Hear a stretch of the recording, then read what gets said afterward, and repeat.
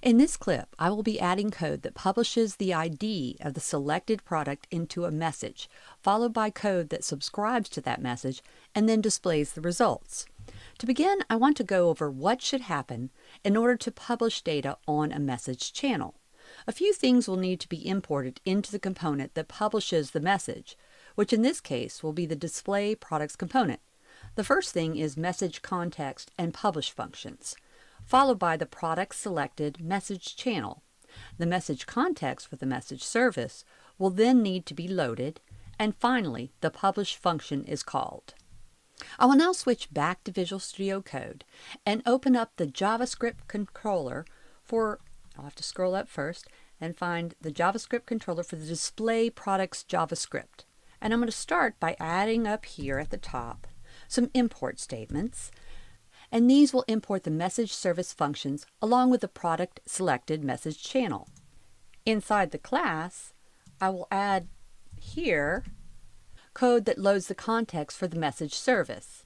And the last thing I need to add is code to publish the selected message. And notice that the publish function accepts three parameters here: the message context, the product selected message, and finally the product ID.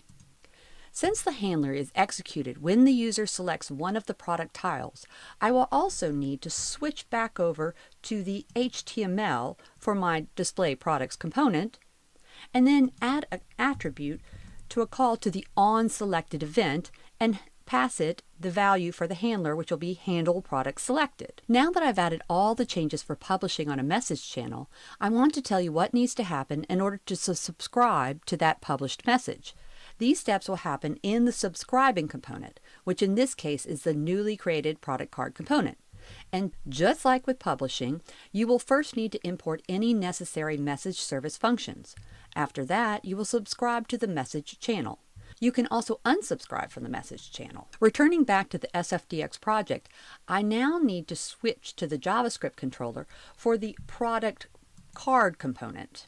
And I'll first add below here a variable that's used to represent the product selected message.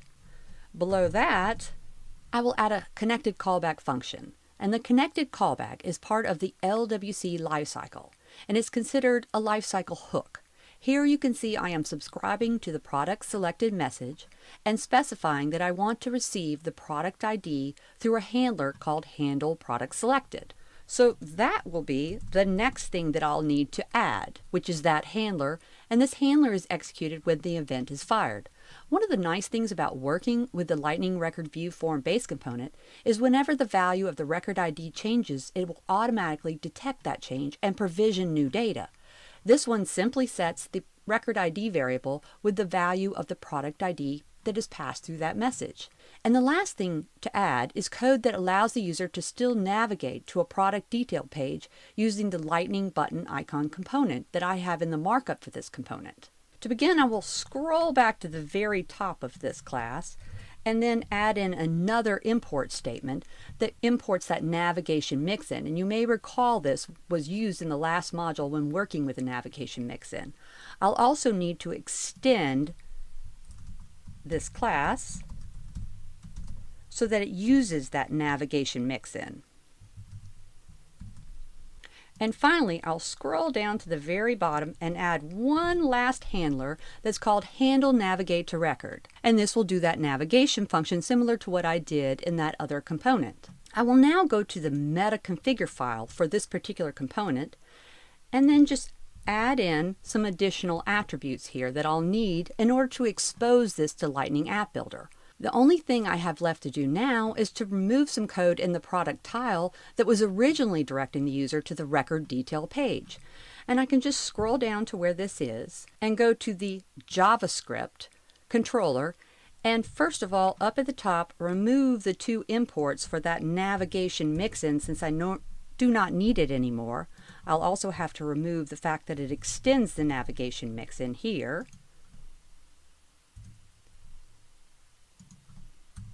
And lastly, I will just need to replace all this code here in the handle click function that does that navigate, and instead I will replace it with code that just will be firing off a custom event that will pass the product ID from the product tile back to the display product's parent.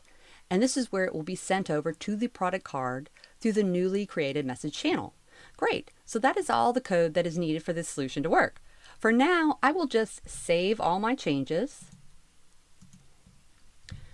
But stay with me for the last clip where I will push all this code to the scratch org and then show you the final solution. And then, of course, wrap up the course with some key takeaways, as well as tell you where you can find all of this code in an online GitHub repo.